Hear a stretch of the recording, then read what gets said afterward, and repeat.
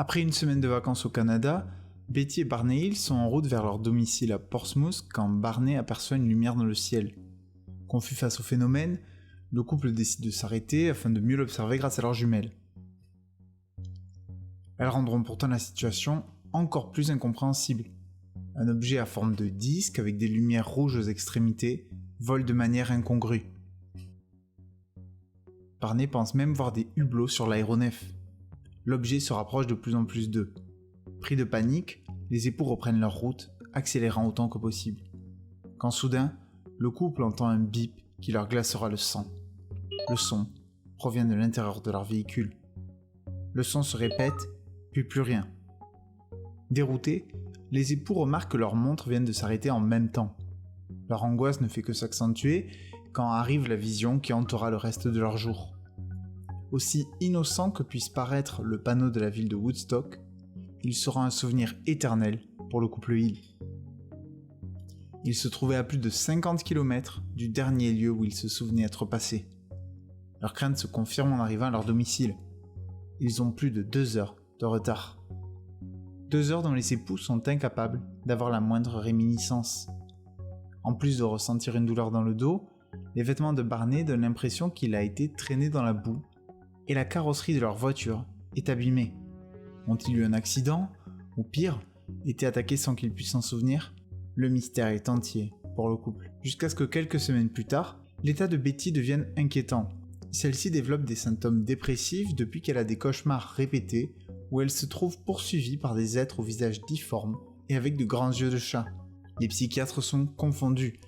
Les époux présentent des symptômes de stress post-traumatique, comme ils ont pu en découvrir dans les vétérans des deux guerres.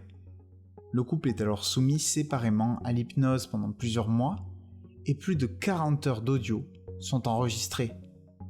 Des enregistrements qui donneront un visage à leur agression nocturne. La carrosserie de la voiture était enfin expliquée. Le couple avait décidé de prendre des chemins forestiers pour éviter la route principale, espérant semer ses poursuivants. Peine perdue, l'objet se posa près d'eux et de celui-ci sortirent une dizaine de créatures de petite taille qui les firent monter dans leur vaisseau afin de leur faire passer une sorte d'examen médical. Ayant pu converser avec les extraterrestres, Betty rapporte qu'ils lui ont demandé de montrer la Terre sur une carte, ce dont elle fut incapable. Ils lui assurèrent alors qu'elle oublierait tout de cette rencontre puisqu'elle ne pouvait pas leur être utile. C'est à ce moment que le couple se réveilla aux abords de la ville de Woodstock et réalisa qu'ils ne savaient pas comment ils y étaient arrivés. Cette histoire est celle du premier témoignage d'un enlèvement humain par des extraterrestres, le premier d'une longue liste à laquelle s'ajoutent d'innombrables témoignages d'apparitions d'ovnis. Alors que croire? Les Hill et les futurs témoins ont-ils menti ou été victimes d'hallucinations? Les gouvernements nous cachent-ils l'existence de civilisations extraterrestres et la visite régulière de notre planète? Ouvrons aujourd'hui quelques pages du phénomène OVNI. Nous nous trouvons ici dans un sujet assez sensible que j'avais choisi d'éviter dans ma première vidéo, non par autocensure, mais simplement par choix. Cette possibilité me semblant considérablement manquer de preuves. 2 ans et de nombreuses lectures plus tard, ma position a changé, et une vidéo consacrée exclusivement à ce sujet me semble avoir un intérêt. Certaines de mes positions n'ont cependant pas changé, et je vous encourage à vous poser ces questions lorsque le sujet vous est présenté sous certains angles précis. Comment est-ce que des gouvernements, qui ne sont pas aussi puissants que certains voudraient le faire croire, pourraient-ils empêcher une civilisation capable du voyage interstellaire de se faire connaître du monde entier? Pourquoi ces civilisations choisiraient de ne se révéler qu'à des gouvernements, alors que le fonctionnement de nos sociétés est probablement archaïque face au leur? Je me demande aussi comment de telles civilisations pourraient se faire repérer, alors que leur technologie devrait être largement plus avancée que les nôtres. On pourrait croire qu'ils seraient capables de se camoufler suffisamment aisément. Cet argument tient cependant beaucoup moins pour une raison simple, il semble impossible de faire suivre une ligne de conduite à une population entière. Je vous donne un exemple très simple, personne n'est censé entrer dans les cages d'un zoo, et pourtant il y a couramment des accidents. Il suffit d'imaginer un jeune extraterrestre fortement alcoolisé, qui, au lieu de rentrer calmement chez lui, déciderait d'aller faire un tour sur la Terre pour effrayer quelques humains. J'ai déjà vu des décisions plus bêtes être prises et il est souvent plus raisonnable d'attribuer à la bêtise ce qui peut être attribué à l'intelligence. Pour cette vidéo, j'ai décidé d'aller plus loin et de chercher à voir ce qui se cachait véritablement derrière l'ufologie et les nombreux commentaires qui m'ont été envoyés pour me dire qu'il y avait des extraterrestres partout sur notre planète. D'après de nombreux groupes, les agences spatiales et les gouvernements cacheraient depuis des décennies la découverte d'une vie extraterrestre, soit par un contact clair, soit par l'observation de leur déplacement sur notre planète. Je ne vais pas traiter des théories telles que les reptiliens, qui voudraient que nous soyons déjà massivement infiltrés, voire dirigés par des extraterrestres, parce que ces possibilités me semblent simplement absurdes et n'ont aucun semblant de preuve. Non, ce dont je traiterai ici sera en lien avec les phénomènes OVNI, les objets volants non identifiés, ou PAN pour phénomènes aérospatial non identifiés. Cette seconde catégorie fut créée afin d'écarter le lien fait directement avec une influence extraterrestre. Il est indispensable de comprendre qu'un OVNI pourrait en théorie être un phénomène extraterrestre, mais qu'il est en réalité bien plus probable que la raison soit tout autre et que l'on soit simplement incapable de la déterminer. Lorsque j'utiliserai le terme OVNI dans cette vidéo, je me référerai donc à un phénomène inexpliqué. Il ne s'agit pas de sous-entendre une explication extraterrestre. Un des principaux problèmes au moment de s'attaquer à la montagne qu'est l'ufologie est d'arriver à se repérer dans l'océan d'histoires d'enlèvement par des aliens, de rencontres avec des extraterrestres ou d'observations de soi-disant soucoupes volantes. J'ai effectivement découvert qu'il y avait une quantité hallucinante de témoignages et qu'un vrai folklore avec des dizaines de sous-catégories existait. Des récits réellement troublants côtoient les élucubrations les plus incroyables. Les images que vous voyez en ce moment à l'écran sont celles de Stan Romanek, un homme qui prétend le plus sérieusement du monde que des extraterrestres lui rendent visite. Ce genre d'histoires sont faciles à débunker, mais font perdre du temps pour rien. D'autres, plus crédibles dans leurs apparences, font perdre beaucoup de temps car elles nécessitent plus de recherche pour les expliquer. Le premier couple à avoir déclaré avoir subi un enlèvement par des aliens a ensuite publié un livre sur le sujet et ont été invités à de nombreux événements afin de raconter leur histoire. Dans un ouvrage consacré aux personnes pensant avoir été enlevées par des extraterrestres, la psychologue Susan Clancy met en avant quelques éléments permettant de douter très fortement de leur histoire. Le couple avait dû rentrer plus tôt que prévu de vacances par manque d'argent et avait conduit pendant de nombreuses heures. Leurs vacances étaient censées les aider à récupérer de longues semaines de travail, mais ils avaient alors dû se lever à 4h du matin afin de rentrer. Le couple a alors eu l'impression de ne pas savoir ce qu'il s'était passé pendant 2 heures de la journée. Le manque de sommeil rend les gens particulièrement susceptibles à la création de faux souvenirs et à la perte de certains, ce qui a certainement été un facteur ici. Il n'est pas nécessaire non plus qu'ils aient menti sur les lumières qu'ils ont aperçues cette nuit-là, car Jupiter et Saturne brillaient particulièrement, et il faut considérer que la pollution lumineuse était un problème beaucoup plus faible à l'époque.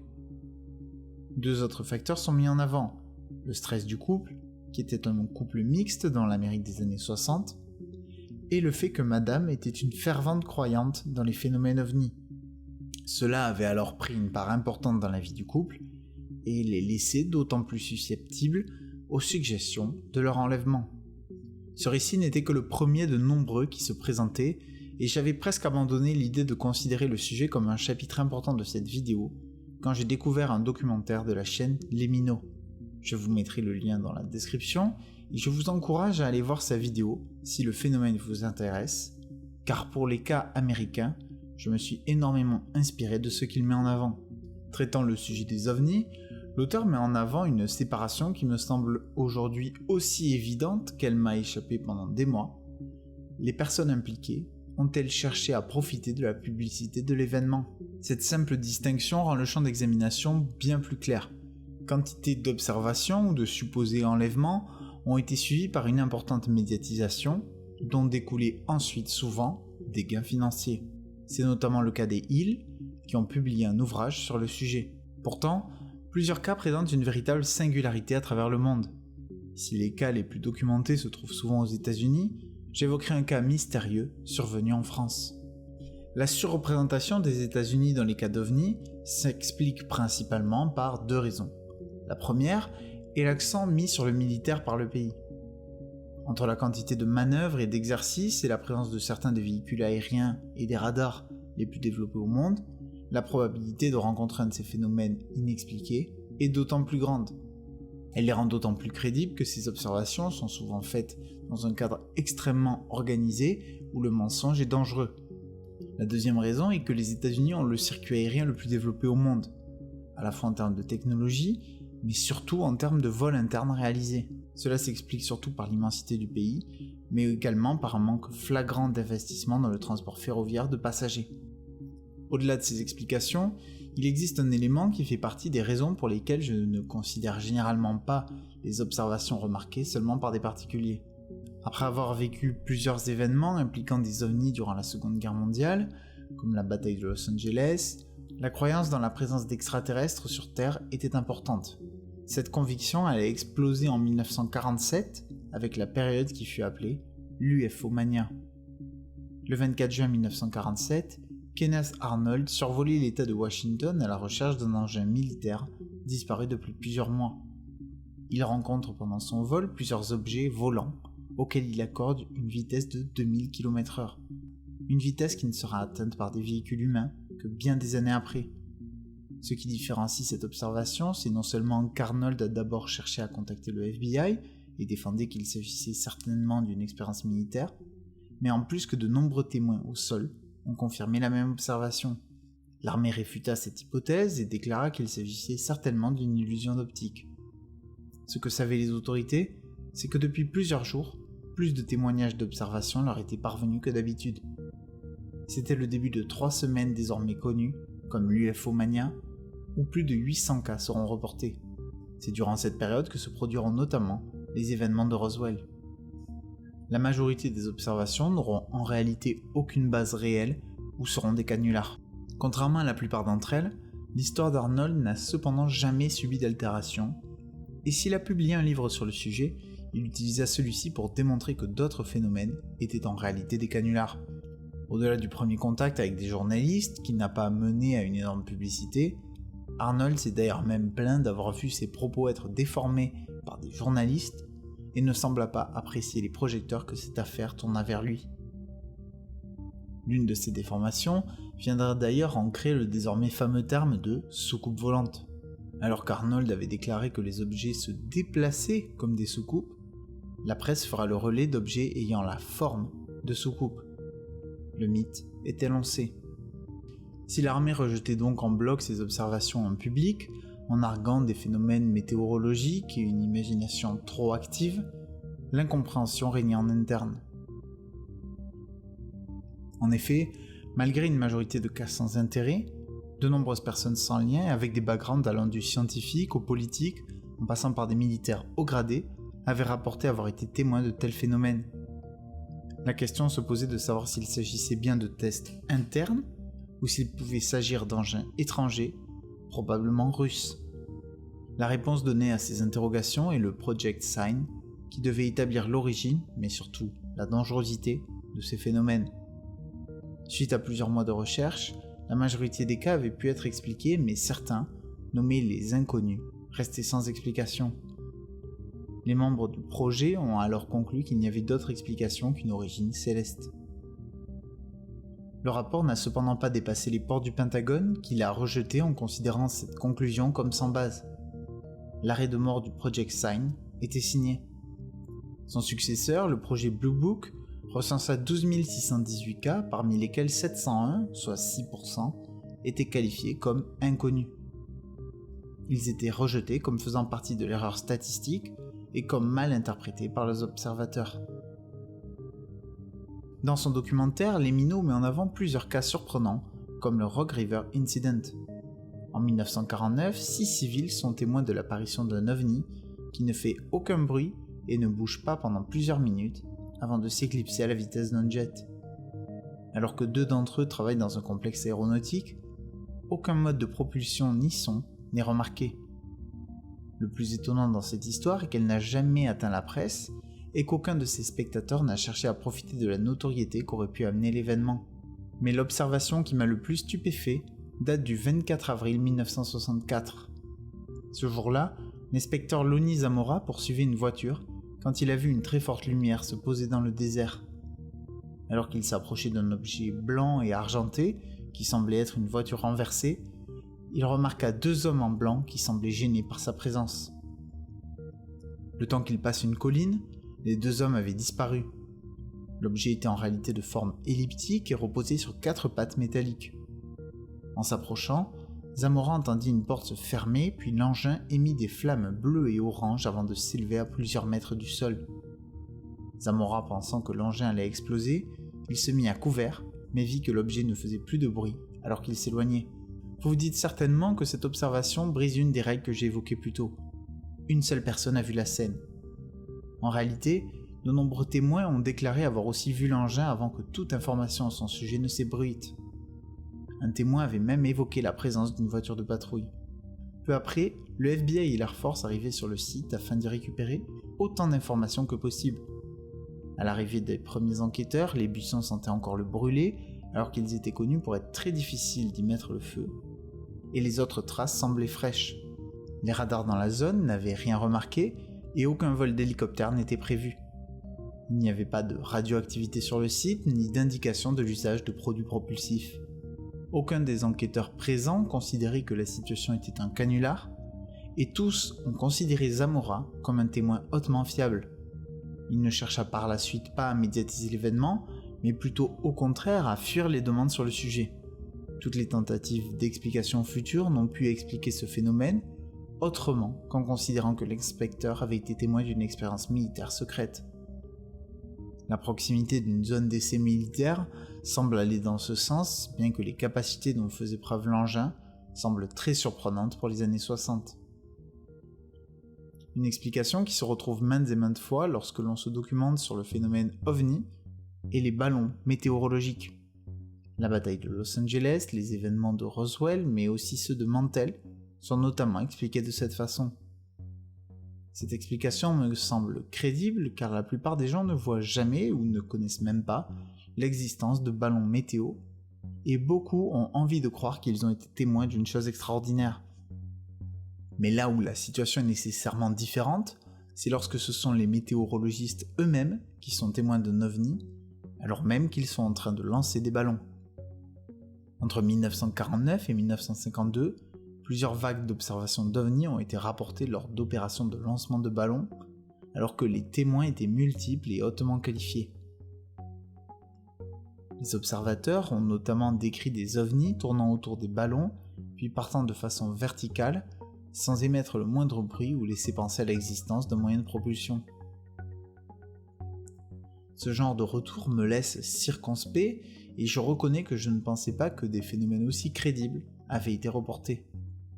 Enfin, le dernier cas américain que j'évoquerai s'est produit à Washington DC, en plein cœur de la puissance américaine, alors que l'on est au début de la guerre froide.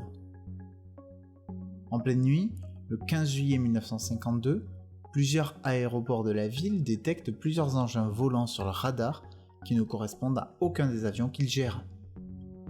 Les objets sont confirmés visuellement, un peu plus tard, comme des orbes de lumière, et un pilote déclara les avoir vus pendant près de 15 minutes près de son avion. Elles passeront au-dessus de la Maison Blanche et du Capitole et seront observées par des civils, des militaires, des politiciens et des membres du domaine aérien, éliminant toute possibilité d'invention. Ce qui surprend alors, c'est le comportement des objets. S'ils se déplacent très lentement, ils procèdent par moments à des manœuvres impossibles à l'époque, comme des virages à 90 degrés. Mais là où la surprise sera de taille, c'est lorsque des jets sont envoyés pour les intercepter. Alors qu'ils arrivent à proximité des ovnis, ceux-ci s'échappent à une vitesse estimée à 10 000 km/h. Pour comparaison, aucun avion humain n'a réussi à dépasser la vitesse de 7 200 km/h.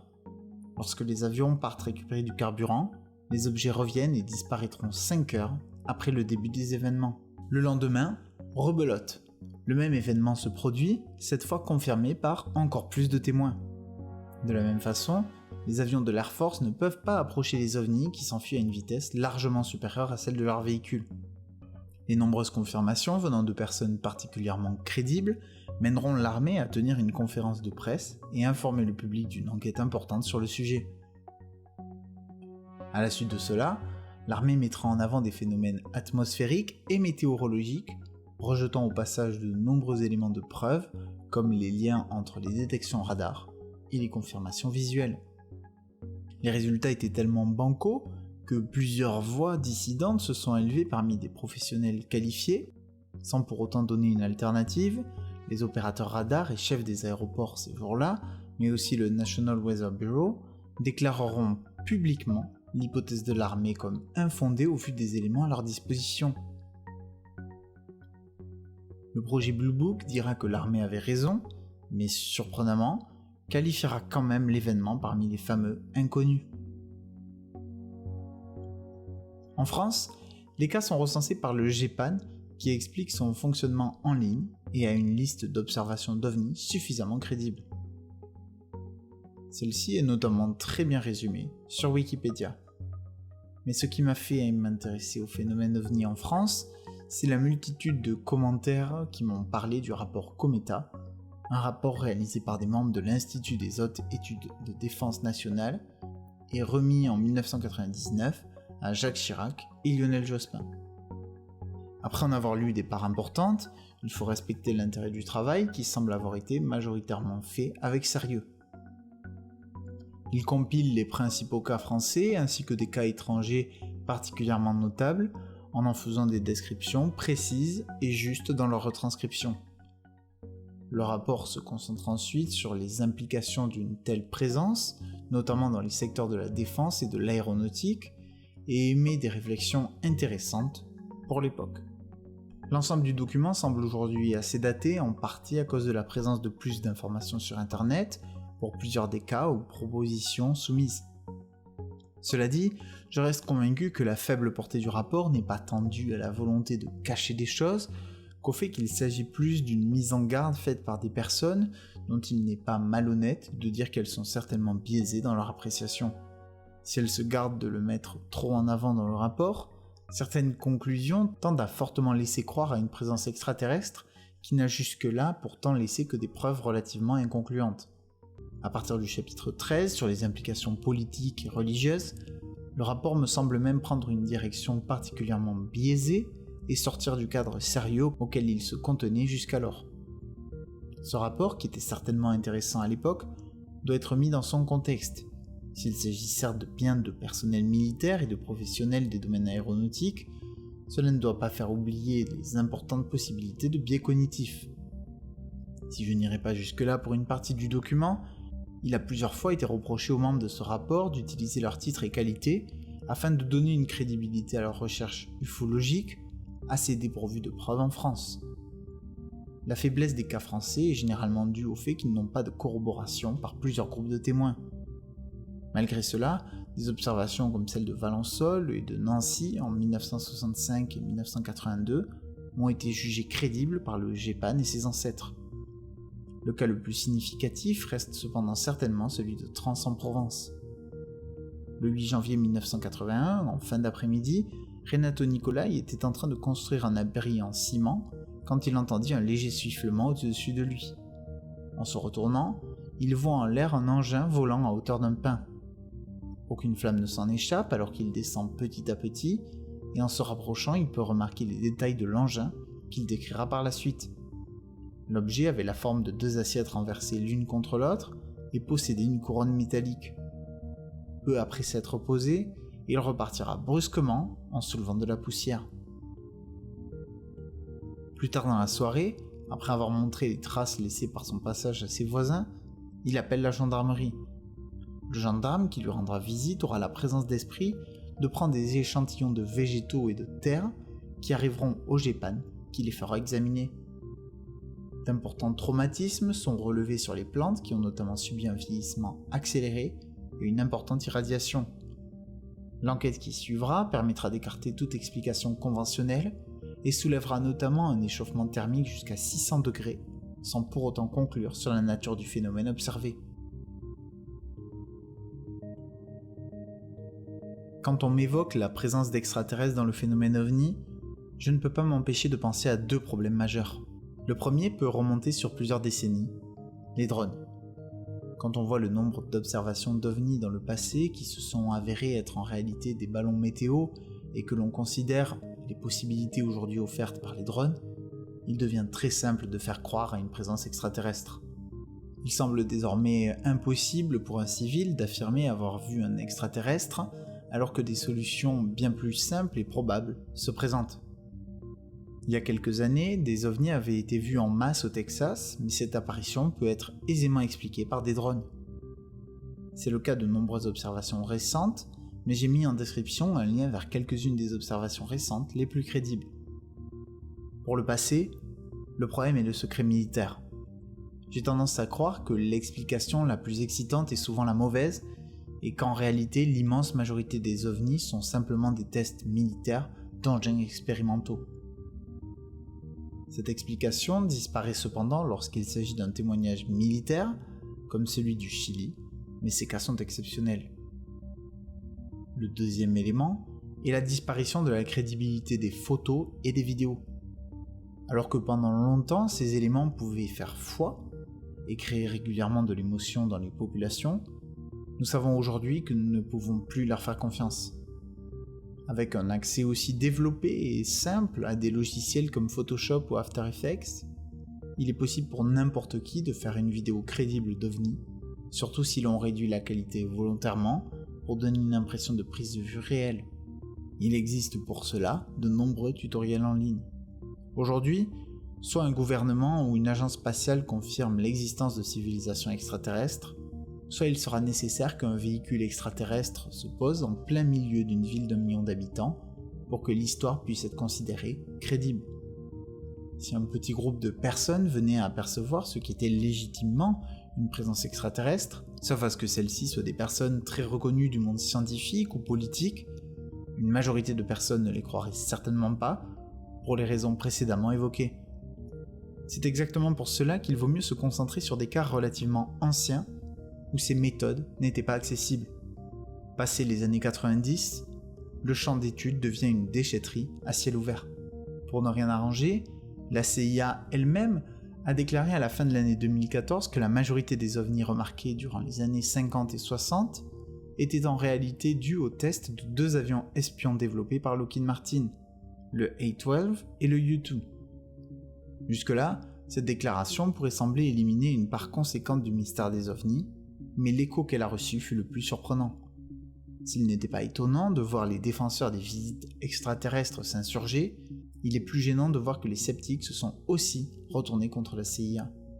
Ceux-ci ont expliqué que si plusieurs observations semblaient avoir trouvé une explication, les prétentions de la CIA étaient beaucoup trop fortes et que le document révélé ne permettait absolument pas d'expliquer la moitié des observations d'OVNI faites au cours de ces décennies.